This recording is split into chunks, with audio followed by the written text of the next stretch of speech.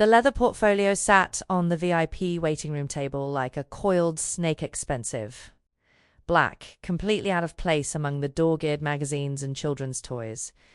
I stared at it for 3 full seconds before my hands moved on autopilot.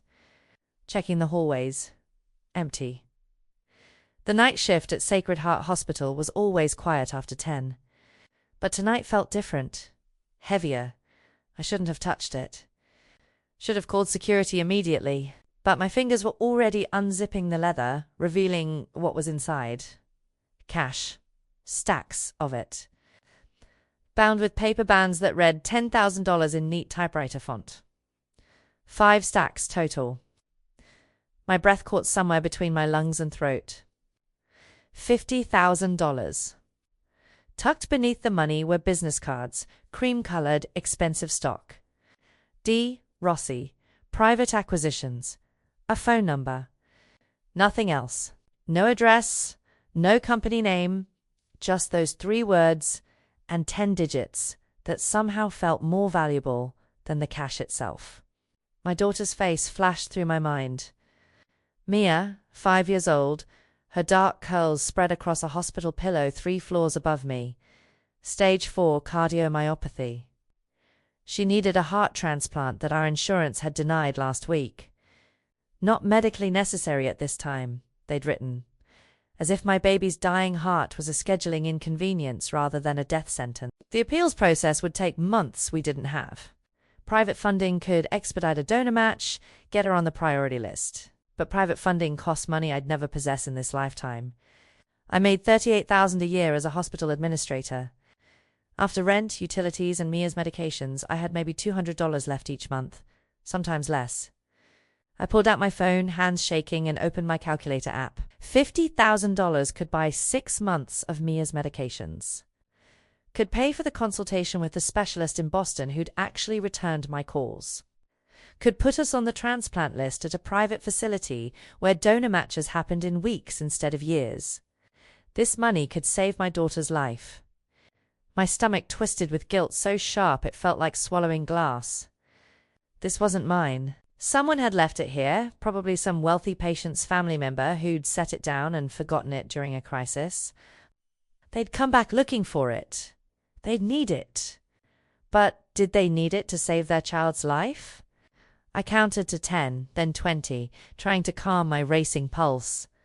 Through the waiting room windows, Chicago's skyline glittered with indifferent beauty. Somewhere in this city, someone had $50,000 to carry around in a leather portfolio like it was pocket change. Someone who could afford to be careless with money I'd need 3 lifetimes to earn. My hands moved before my conscience could stop them. I pulled 1 stack, just one. $5,000. Enough for this month's medications and next month's. Enough to buy time while I figured out the transplant funding. I'd pay it back somehow. Work double shifts, sell everything I owned, something. I rezipped the portfolio with the remaining $45,000 inside and carried it to the lost and found desk, my heart hammering so hard I was certain it would bruise my ribs. Found this in the VIP waiting area, I told Sandra, the overnight receptionist. My voice sounded surprisingly normal. Someone will probably come looking for it. Sandra barely glanced up from her crossword puzzle. I'll log it.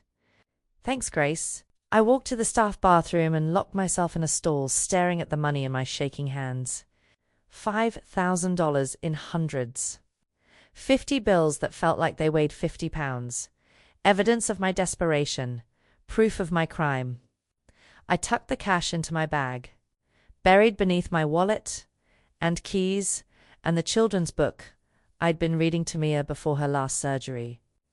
Then I splashed cold water on my face, forced myself to breathe, and returned to my desk to finish the shift. The guilt followed me home.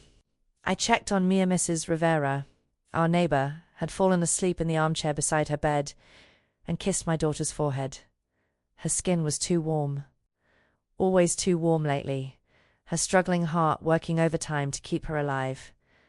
I'll fix this, Butterfly, I whispered. I promise. I was lying in bed, still awake at 2 in the morning, when my phone rang. Unknown number. My thumb hovered over the decline button, but something made me answer. Hello? The voice that came through was smooth, dark, and terrifyingly calm. You took something of mine, Grace. We need to talk. My blood turned to ice. He knew my name. I didn't sleep. Now it was 8:45 and I stood in the staff bathroom reapplying lipstick with shaking hands, trying to look like someone who hadn't committed theft and spent the night imagining police sirens. The $5,000 was still in my bag. I'd considered returning it, leaving it at the lost and found desk with an anonymous note, but that felt cowardly. If I was going to face consequences, I'd face them directly. At exactly 9 a.m., the hospital's main entrance doors opened and he walked in. I knew it was him immediately. The way the lobby atmosphere shifted, security guards straightening.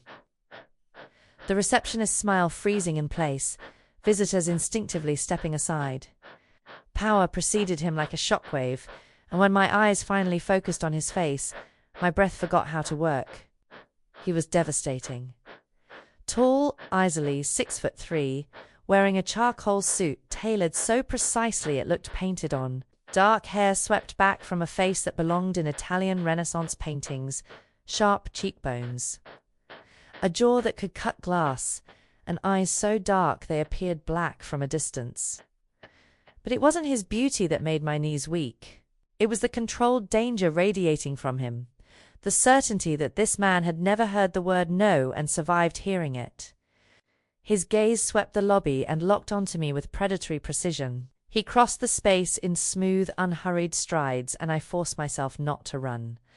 When he stopped in front of me, I had to tilt my head back to maintain eye contact. Up close, I could see his eyes weren't black but deepest brown, and they were studying me with an intensity that felt invasive. Grace Chun. Not a question. A statement of ownership. Mr. Rossi. My voice came out steadier than I felt. I can explain, not here. He glanced around the busy lobby, then gestured toward the hallway. The chapel. Now. It wasn't a request. The hospital chapel was small, non-denominational, usually empty this time of morning. He held the door open, waited until I entered, then closed it behind us with a soft click that sounded like a cell door locking.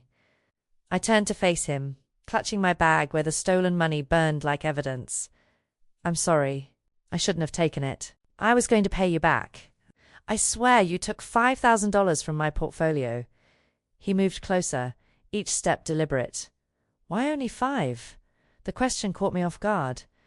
I what? There was 50,000 in that portfolio. If you were stealing, why take only 5? His head tilted slightly, genuinely curious. Most people would take it all. Heat flooded my cheeks. Because I'm not a thief. I mean, I am. I took your money, but I was only going to borrow what I absolutely needed. 5,000 covers my daughter's medications for 2 months. I'd have paid you back by your daughter. He pulled out his phone, typed something. Mia Chun. 5 years old. Cardiomyopathy. Transplant denied by insurance last week. He looked up, and something flickered in those dark eyes. You took 5,000 to buy time while she dies on a waiting list. Tears burned behind my eyes. Please don't talk about my daughter like. He held up one hand, silencing me, and made a phone call.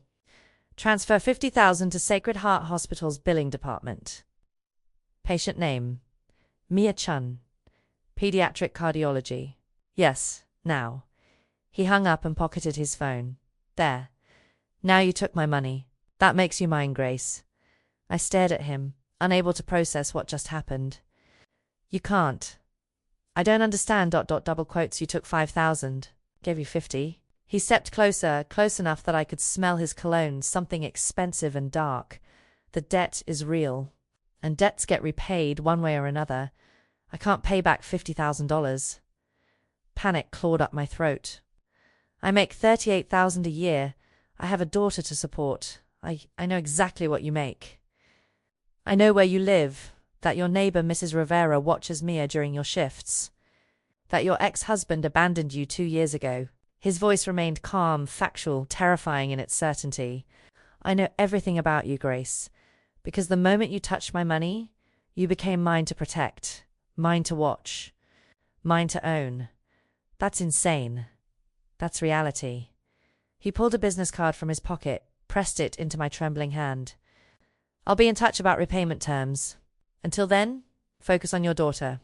Her transplant funding is handled. He moved toward the door, then paused, glancing back. The smile he gave me was slow, possessive, and absolutely predatory. And Grace? Don't run. I always find what belongs to me. 3 days passed without contact. 3 days where I jumped every time my phone buzzed, checked over my shoulder constantly, and tried to convince myself that Dominic Rossi had forgotten about me. The hospital confirmed the $50,000 payment within hours of our chapel meeting. Mia's medical team suddenly became enthusiastic about treatment options. Dr. Patterson, who'd been pessimistic about transplant timelines, now talked about expedited donor matching and priority placement. I should have felt relief. Instead, dread coiled in my stomach like a living thing. On day 4, I noticed the black SUV. It was parked across from my apartment building when I left for my evening shift sleek. Expensive, windows tinted so dark they looked like holes cut into reality.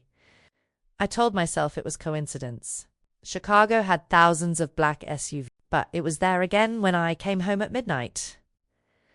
And the next morning when I took Mia to her cardiology appointment.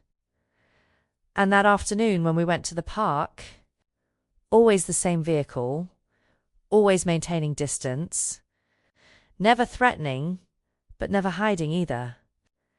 On the 5th day, I walked out to my car and stopped dead. Someone had detailed it. My ancient Honda Civic, which I usually washed maybe twice a year, gleamed like it had rolled off the showroom floor. The interior was immaculate, vacuumed, wiped down, even the coffee stains removed from the cup holders. A note sat on the dashboard in bold. Masculine handwriting. You deserve better. Soon. My hands shook as I crumpled the note and shoved it in my pocket. That evening, a grocery delivery arrived at my door.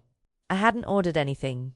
The delivery driver handed me 6 bags filled with organic produce, quality meats, and my heart stopped all of Mia's favorite snacks. The cookies she loved that I could rarely afford. The juice boxes she asked for every grocery trip. The goldfish crackers shaped like whales. There's been a mistake, I told the driver. I didn't order this. He checked his tablet, shook his head. Grace Chun, apartment 4B. Already paid for, including tip. Enjoy. He left before I could protest further. I carried the bags inside, my pulse hammering. Mrs. Rivera raised her eyebrows from the couch where she sat with Mia. Secret admirer? Something like that, I muttered, unpacking organic strawberries I'd never buy myself. How did he know what Mia liked? Had he been watching us that closely? My phone buzzed. A text from an unknown number, but I recognized it now. The same one from that first phone call. Attached was a photo, me and Mia at the park that afternoon. She was on the swings, laughing, her dark curls flying. I stood behind her, pushing, smiling in a way I hadn't smiled in months. The photo was taken from perhaps 50 feet away, zoomed in with professional clarity. The message below read, "You look tired. Get more sleep. The bodyguard outside will make sure you're safe." Ice flooded my veins. I walked to the window, pulled back the curtain. The black SUV sat under the streetlight, headlights glowing like predator eyes in the dark. I grabbed my phone and called him. He answered on the first ring. "You're watching me?"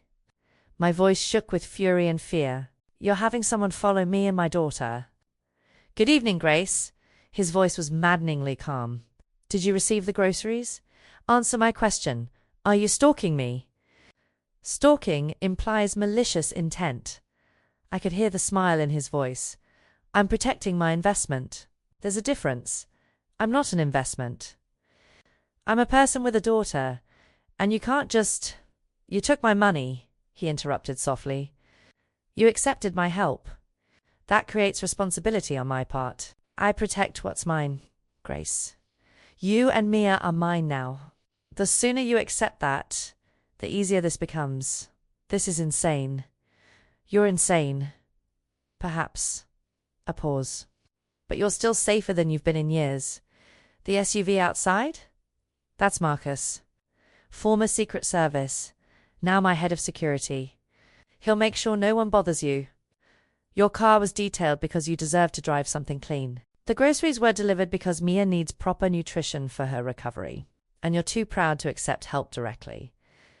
How do you know what Mia likes? My voice cracked. How do you know any of this? I know everything about you, Grace. Where you shop, what time you leave for work, that you read to Mia every night before bed.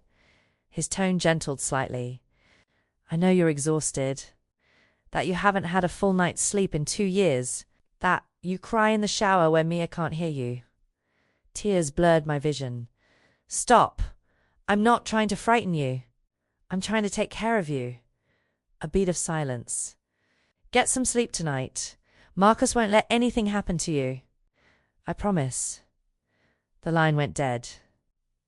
I stood at the window, staring at the SUV, feeling the walls of my carefully controlled life closing in.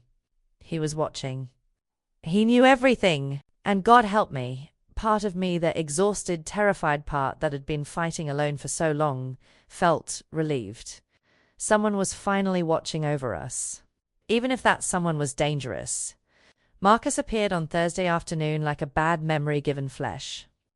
I was at my desk in the hospital administration office, reviewing patient billing reports, when Sandra from reception called. Grace, there's someone here asking for you. Says he's Mia's father. My blood turned cold. Tell him I'm not available. He's pretty insistent. Should I call security? Yes. Actually, no, I'll handle it. I hung up and grabbed my phone, already dreading the confrontation.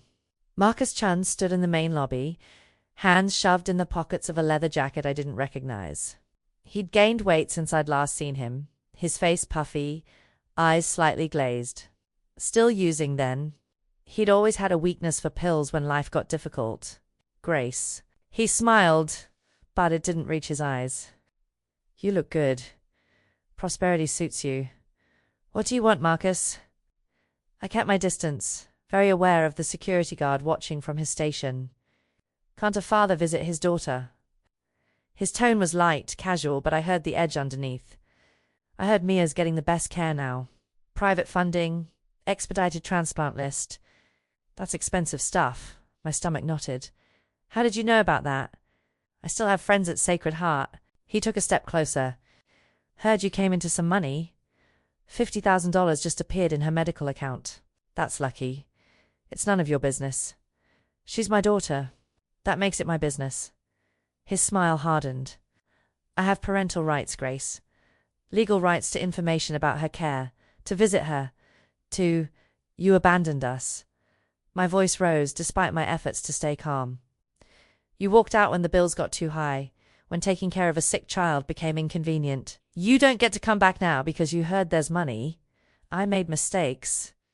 I'm trying to make amends. He moved closer, and I smelled alcohol beneath the cologne. Look, I'm not trying to cause problems. I just want what's fair.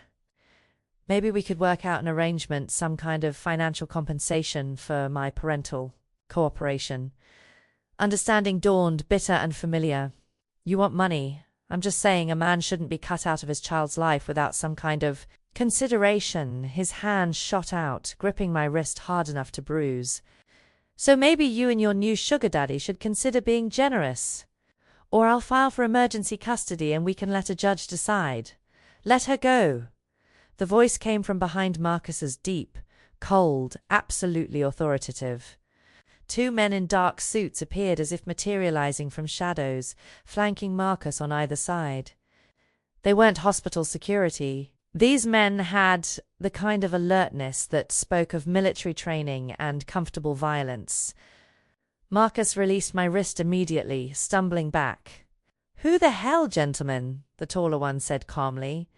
"Please escort Mr. Chun from the premises. Make sure he understands that returning would be ... inadvisable." They each took one of Marcus's arms with professional efficiency.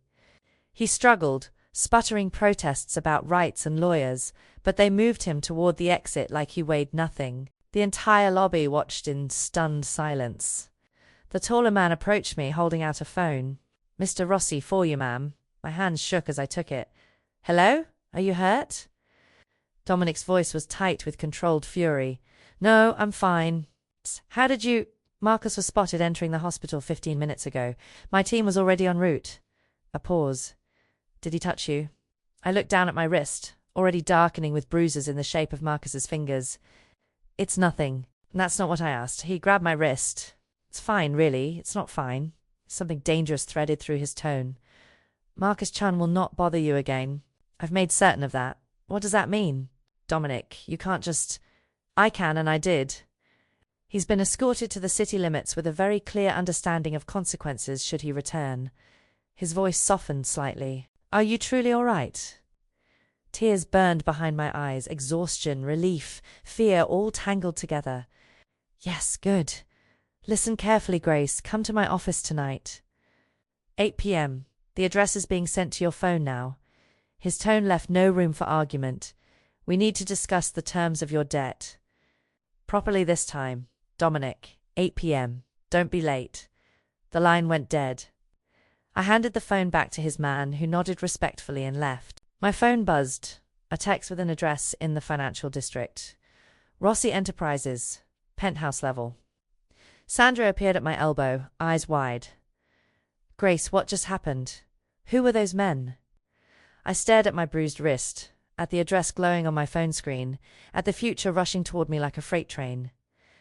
I have no idea, I whispered. But that was a lie. I knew exactly what was happening. Dominic Rossi was collecting his debt, and tonight I'd find out the price. Rossi Enterprises occupy the top 15 floors of a glass tower in the financial district. The building seemed to pierce the evening sky, all steel and ambition, glowing against the darkness like a modern fortress. I gave my name to the security desk, and the guard's demeanor shifted immediately from professional to almost reverent. Mr. Rossi is expecting you, Miss Chun. Penthouse level? Elevator is programmed? The ride-up was silent except for my hammering heart. 42 floors in less than a minute, and then the doors opened directly into an office that looked more like a luxury apartment than a walkspace. Floor-to-ceiling windows showcased Chicago sprawling below like a kingdom. Minimalist furniture in blacks and greys. Abstract art that probably cost more than my annual salary. Everything was sharp angles and clean lines, controlled and deliberate. Dominic stood at the windows, hands in his pockets, silhouetted against the city lights. He turned when the elevator doors closed behind me. Grace. He gestured to the seating area, a leather sofa and 2 chairs arranged around a glass coffee table. Please sit. I'd rather stand. My voice came out steadier than I felt. A slight smile curved his lips. As you wish. Wine? No. I need my head clear for this. Smart.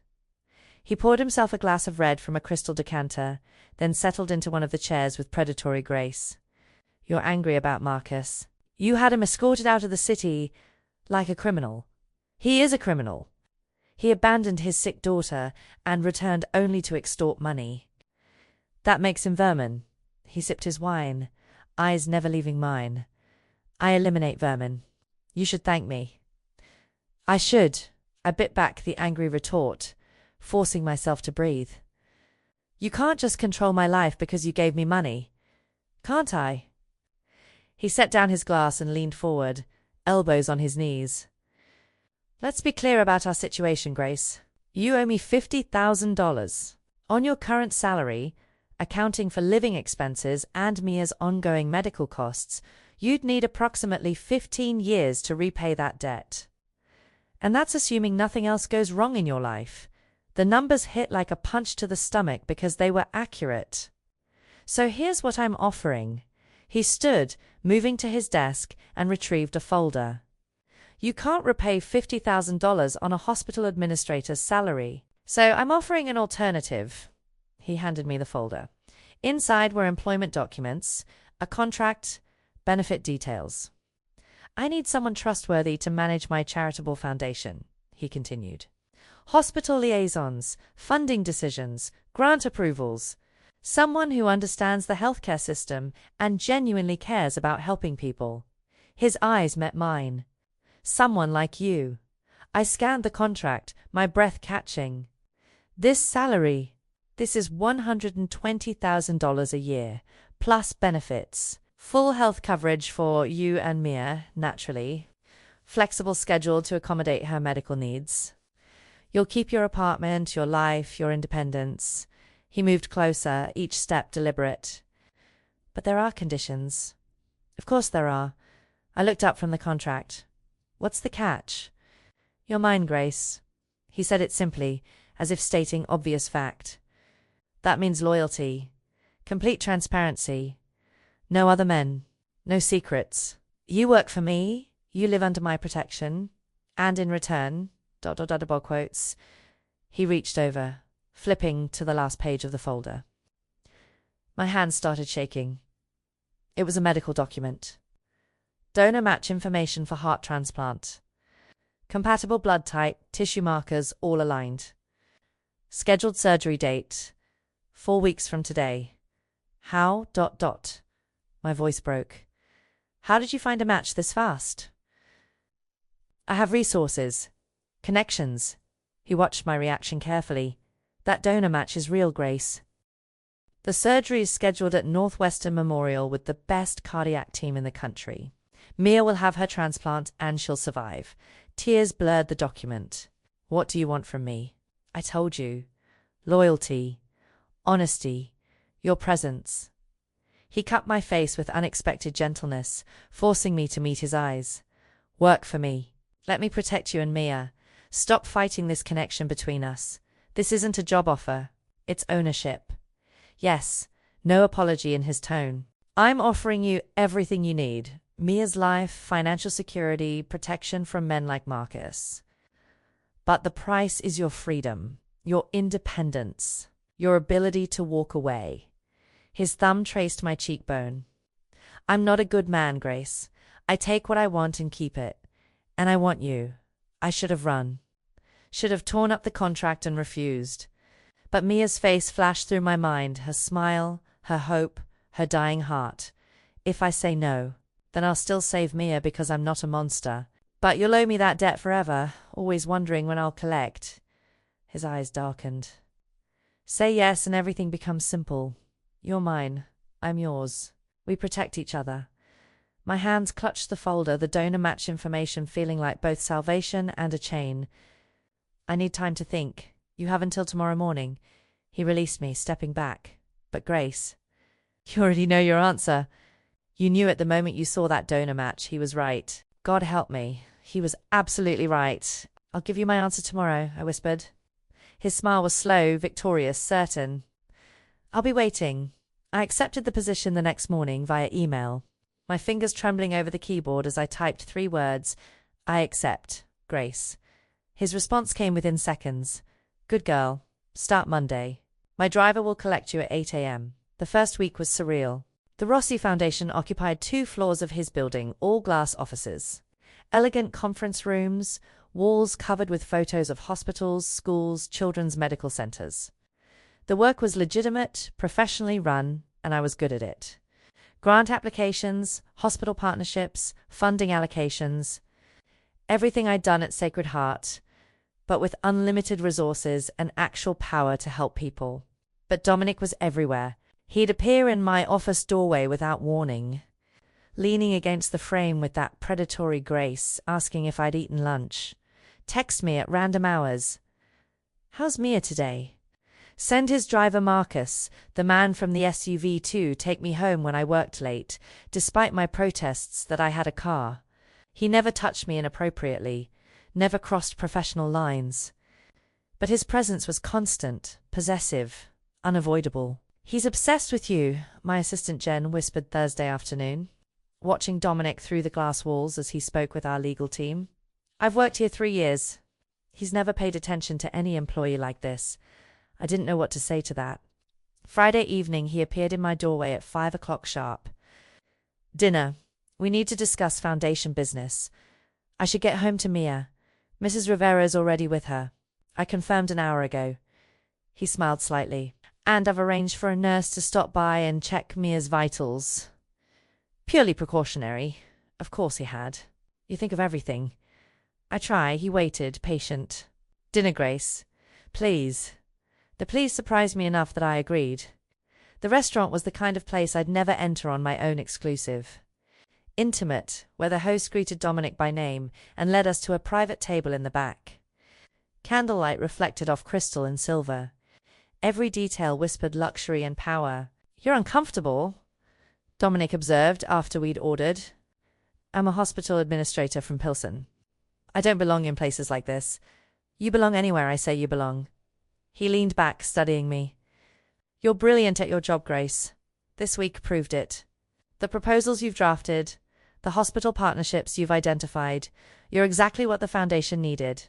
Heat crept up my neck. Thank you. I don't give empty compliments. His expression shifted, something vulnerable flickering in those dark eyes. I want to tell you something. About why this foundation exists. I waited, sensing this was important. I had a younger sister, Aria. She was 7 when she died. His voice remained steady, but his fingers tightened around his wineglass. Congenital heart disease. Same thing Mia has, essentially. We couldn't afford the surgery. My parents worked 3 jobs between them, but it wasn't enough. I was 12, watching my baby sister fade away, completely helpless. My chest constricted. Dominic ... double quotes. She died on a waiting list. Grace. Died because we were poor, because the insurance denied her, because in this country, money decides who lives and who dies. He met my eyes, and the pain there was raw. I built this empire so no one in my family would ever be helpless again, so children like Aria, like Mia, would have a chance. Understanding crashed over me. That's why you helped us. Why you found Mia a donor match so fast I couldn't save Aria. But I can save Mia. He reached across the table, his hand covering mine. You and Mia are my family now, Grace. I protect what's mine. Always. The possessive words should have frightened me. Instead, warmth bloomed in my chest. Dangerous, intoxicating, impossible to ignore. You barely know us, I whispered. I know everything that matters. His thumb traced circles on my palm, the touch sending electricity up my arm. I know you're strong. That you've fought alone for too long. That you cry in the shower where Mia can't hear you. His eyes held mine captive. I know that when you smile, really smile, not the brave face you show the world, it's the most beautiful thing I've ever seen. My breath caught. Dominic ... Let me take care of you, Grace. Not because you're weak, or because you owe me, but because I want to. Because watching you struggle while I have everything makes me feel like that helpless 12-year-old again. Tears burned behind my eyes. No one had ever seen me like this. Really seen me. The exhaustion, the fear, the desperate need to just stop fighting for one moment. I'm scared, I admitted. Of me. Of this. Of how much I'm starting to depend on you. I pulled my hand back, needing distance. Of what happens when you get bored and move on to the next project. His expression hardened. I don't abandon what's mine, ever. I'm not yours, aren't you? He leaned forward, voice dropping low. You took my money. You work for me. You let my driver take you home. You're sitting here having dinner with me, letting me see the real you. A slight smile. You're mine, Grace.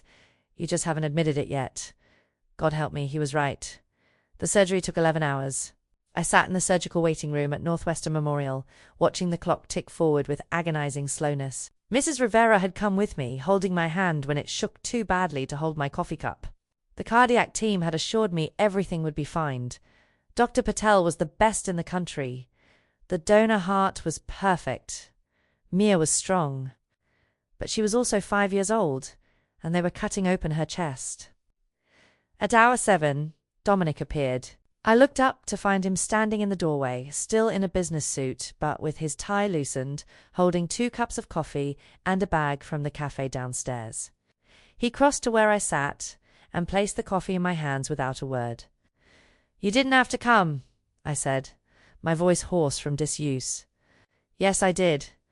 He sat beside me, solid and steady. How are you holding up? I'm terrified. I know. His hand found mine, warm and certain. But she's going to be fine, Doctor. Patel has a 97% success rate. The donor heart is perfect. Mia's strong, just like her mother. I wanted to believe him, needed to believe him. He stayed for the remaining 4 hours, a silent presence beside me. When Dr. Patel finally emerged, still in surgical scrubs, Dominic's hand tightened around mine. The surgery was successful, Dr. Patel said, smiling. Mia's in recovery. The new heart is functioning beautifully. She's going to make a full recovery, Miss Chun. I broke down, sobbing right there in the waiting room, and Dominic pulled me against his chest, one hand cradling my head while I fell apart. She's okay, he murmured into my hair. She's going to live, Grace. She's going to live. The next 3 days blurred together. I barely left Mia's bedside in the pediatric cardiac ICU. She was so small in that hospital bed, surrounded by machines and tubes, but her new heart beat strong and steady on the monitor. Dominic came every evening like clockwork. 6 p.m., carrying dinner, he insisted I eat fresh coffee, sometimes flowers that made Mia smile when she was awake enough to notice. On the third night, Mia woke confused and frightened, trying to pull at her 4 lines. I was reaching for the call button when Dominic moved past me, settling into the chair beside her bed with unexpected gentleness. "Hey, Butterfly," he said softly, using the nickname I'd told him about. "You're okay. You're safe. The surgery went perfectly. It hurts," she whimpered, tears streaming down her cheeks. "I know it does, but it's going to get better every day, I promise." He pulled a children's book from his bag. Somehow he'd known to bring one. "Want me to read to you until you fall asleep?" She nodded, and he began reading, his deep voice transforming the simple story into something magical.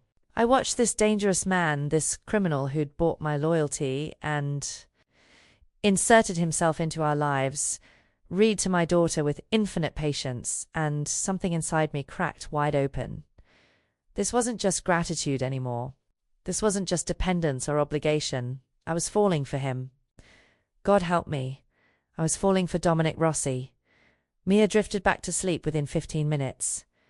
Dominic set the book aside and looked up to find me watching him, tears streaming silently down my face. "Grace?"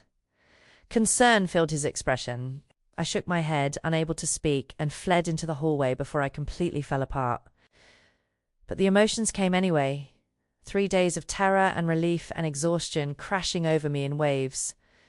I pressed my back against the wall, sliding down until I sat on the floor, sobbing into my hands. Footsteps approached. Then Dominic was there, kneeling in front of me. "Come here!" He pulled me into his arms, right there in the hospital hallway, and held me while I shattered. One hand stroked my hair, the other rubbing slow circles on my back. "I've got you. You're safe. She's safe. I've got you both." I can't stop shaking. I gasped between sobs. "You don't have to. Just let it out." His voice was impossibly gentle. "You've been strong for so long, Grace. Let me be strong for you now." We stayed like that until my tears slowed, until I could breathe again. When I finally pulled back, his thumb wiped away the remaining tears with devastating tenderness. "Come home with me tonight," he said quietly. My eyes widened. "Dominic, I can't leave! Mia's stable. The nurses will call if anything changes and we'll be 15 minutes away." His hands framed my face. "You haven't slept in 3 days. You're running on adrenaline and coffee. You need rest, a shower, actual food." He paused. "Let me take care of you properly. Please. I have a suite at the Four Seasons. 2 bedrooms, completely separate. I'm not asking for anything except to make sure you sleep." His eyes held mine. "Trust me, Grace. Just this once. Let someone take care of you. I should have said no, should have maintained boundaries, stayed at the hospital. But I was so tired, so emotionally wrung out. And the thought of being alone in that plastic hospital chair for another night made me want to cry again. "Okay," I whispered. "Just for tonight." His smile was soft, almost relieved. Just for tonight. But we both knew it was a lie. The hotel suite was exactly as he'd promised, 2 bedrooms. a shared living area with floor-to-ceiling windows overlooking the Chicago River. Luxurious, but not ostentatious. "Safe bedroom on the right is yours," Dominic said, setting down my bag.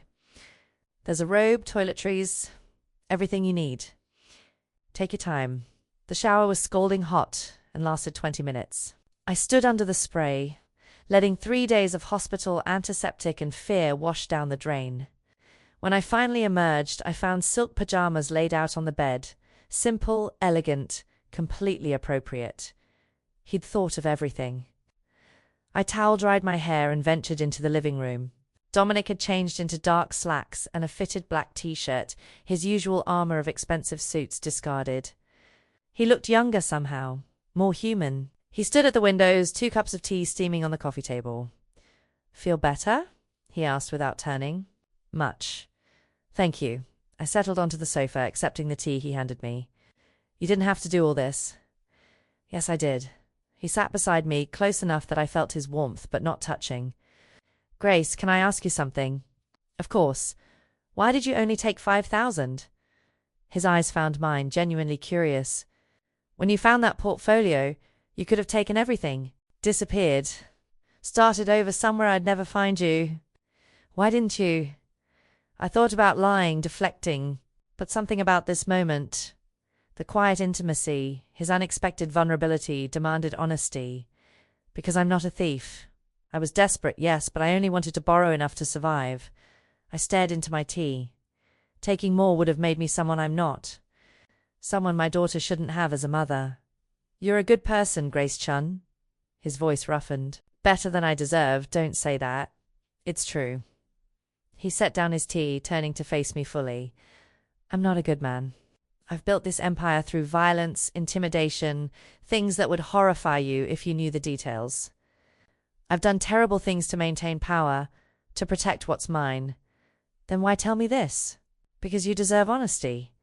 His hand reached up, tucking a damp strand of hair behind my ear. The gesture was achingly tender.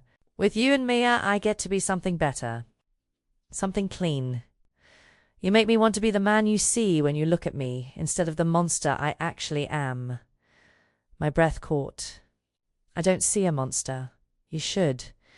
But his hand lingered against my cheek, thumb tracing my cheekbone.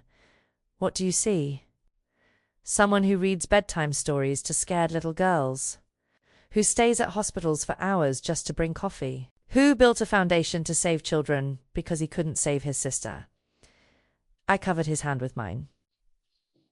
"I see someone trying to be good, Dominic. That counts for something." His eyes darkened with emotion I couldn't name. "What do you want from this?" "From us? I don't know," I whispered. "I'm terrified of you, of what you represent, what you can do. But I'm also—" I trailed off, unable to finish. "Also what?" "Also grateful. And confused. And feeling things I shouldn't feel for someone who, essentially, owns me. I don't want to own you, Grace." He moved closer, his forehead nearly touching mine. "I want you to choose me. Not because you owe me, not because I can help Mia, but because you want this as much as I do. What do you want from me?" My voice trembled. "Really?" "Everything." His answer was immediate, devastating. "Your trust. Your time. Your loyalty. Your laughter when something actually amuses you instead of that polite smile you show the world." He cupped my face with both hands. "Eventually, your heart. I want all of you, Grace. And I want you to give it freely. That's asking a lot. I know." His lips hovered inches from mine. "Tell me to stop, and I will. Tell me you don't feel this pull between us, and I'll back away. But tell me the truth, Grace. Do you feel it?" I should have lied. Should have pushed him away, maintained boundaries, protected myself. Instead, I closed the distance between us and kissed him. His response was immediate, hands tangling in my damp hair, pulling me closer until no space existed between us. The kiss was everything I'd imagined and more, possessive but tender. Demanding but patient, like he was claiming me and worshipping me simultaneously. When we finally broke apart, both breathing hard, his eyes searched mine. Grace, I feel it, I whispered. God help me, I feel it too.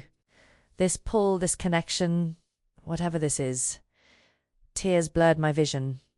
I'm yours, Dominic. I tried to fight it, but I can't anymore. I don't want to. Something fierce and triumphant flashed across his features. Say it again. I'm yours. He kissed me again, deeper this time, and I surrendered to the dangerous truth. I hadn't just given him my loyalty or my time. Tonight, I was giving him my heart.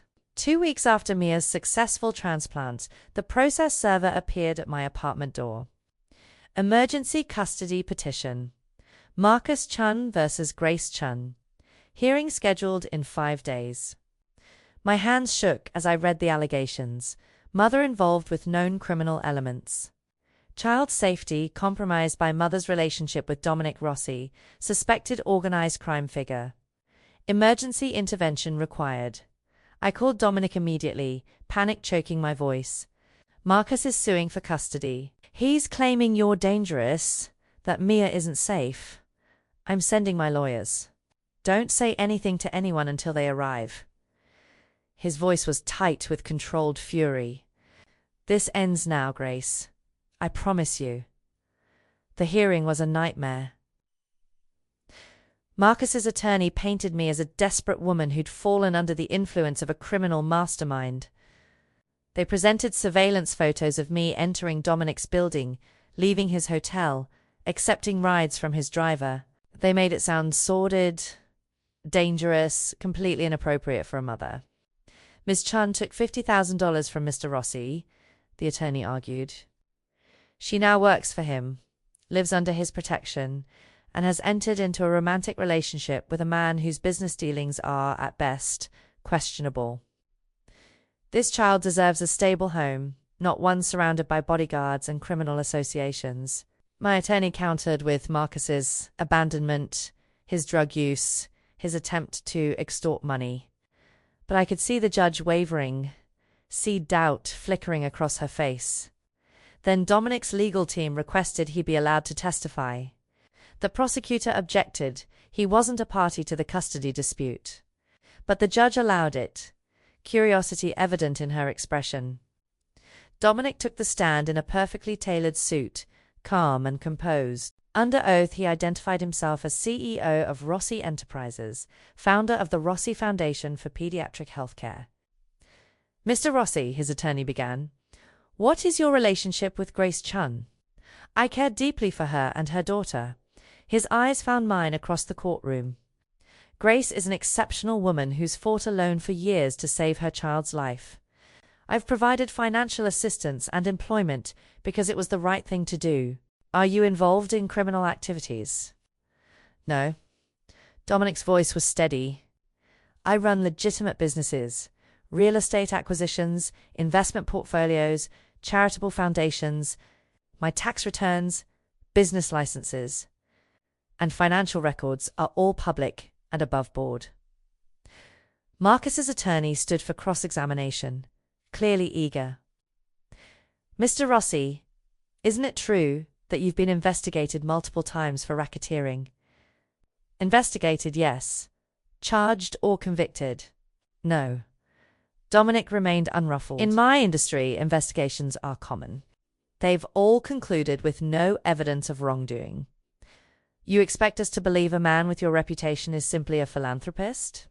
I expect you to look at the evidence. My foundation has funded pediatric care for over 300 children in the past 5 years. I've donated millions to hospitals, schools, medical research. His jaw tightened. My sister died at 7 because we couldn't afford her heart surgery. I built this life so other children wouldn't share her fate. Grace's daughter, Mia, received a successful transplant because of resources I provided.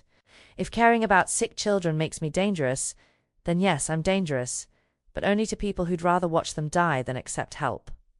The courtroom was silent. Your Honor, Dominic continued. Turning to address the judge directly, Marcus Chun abandoned his family when medical bills became inconvenient. He returned only when he heard there was money to extract. Grace has fought alone, worked multiple jobs, sacrificed everything for Mia's survival. She's an extraordinary mother who deserves support, not judgment. His eyes hardened. I love Grace Chun. I love her daughter. I want to be part of their family. If that's inappropriate, if providing stability and protection is somehow wrong, then I'll accept whatever judgment this court decides. But don't punish Grace for accepting help she desperately needed. The judge studied him for a long moment, then looked at Marcus with clear distaste. I've heard enough. Petition denied. Ms. Chun retains full custody. She banged her gavel. Mr. Chun, if you file frivolous motions in my courtroom again, I'll hold you in contempt. We're adjourned. Relief crashed over me so powerfully I nearly collapsed. Dominic's attorney helped me stand, but then Dominic was there, ignoring propriety and protocol, pulling me against him right there in the courtroom. You're safe, he murmured into my hair. Both of you. I've got you. Outside the courthouse, reporters had gathered. Word had spread about Dominic Rossi testifying in a custody hearing. Cameras flashed as we emerged. Dominic didn't hide. He pulled me close, one arm around my waist, possessive and public. Mr. Rossi, are you in a relationship with Miss Chun? Yes. His voice carried absolute certainty. Grace Chun and her daughter are my family now. Anyone who threatens them answers to me. It was a declaration, a claiming, a promise broadcast to the entire city. He'd risked his reputation, his carefully maintained image, everything for us. I looked up at him, tears streaming down my face. You didn't have to do that. Expose yourself like that. Yes, I did. He cupped my face, ignoring the cameras. You're mine, Grace. I protect what's mine. Always. I love you, I whispered. His smile was fierce, triumphant, devastatingly tender. I love you too. 6 months after the custody hearing, I stood in Dominic's penthouse apartment, watching the city lights glitter like scattered diamonds below. Mia was asleep in the guest room, which had gradually transformed into her room with purple bedding, butterfly decals, and more books than any 5-year-old needed. She was thriving. Her new heart beat strong and steady. Her energy had returned, her smile constant. Last week, Dr. Patel had declared her recovery exceptional and reduced her follow-up appointments to quarterly. My daughter was going to live, really live. Arms encircled my waist from behind, pulling me back against familiar warmth.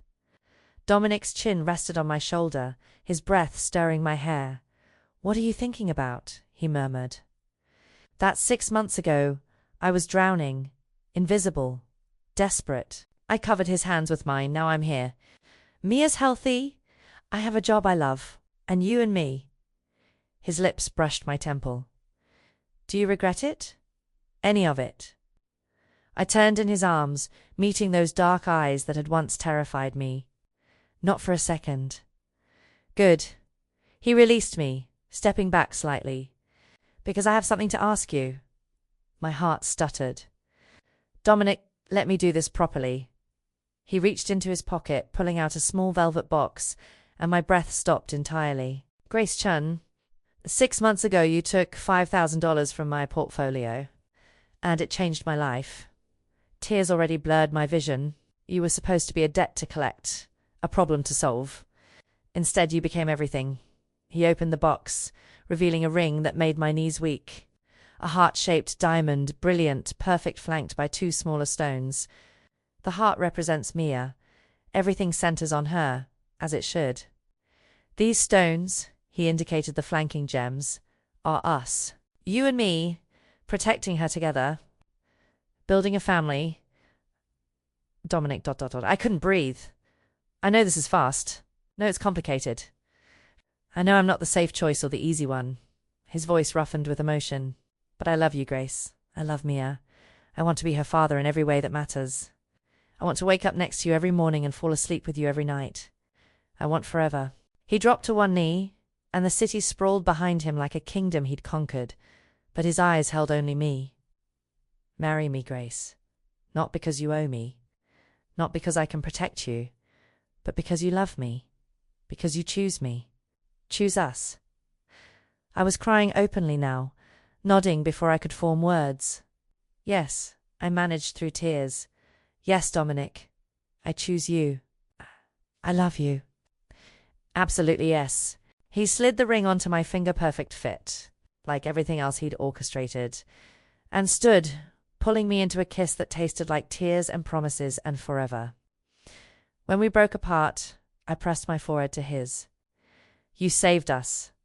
No. His thumb wiped away my tears. You saved yourself. You fought alone for years, kept Mia alive through sheer will. I just gave you the resources you deserved all along. He smiled. You were never invisible, Grace. You just needed someone to see you. You see me, I whispered. Always.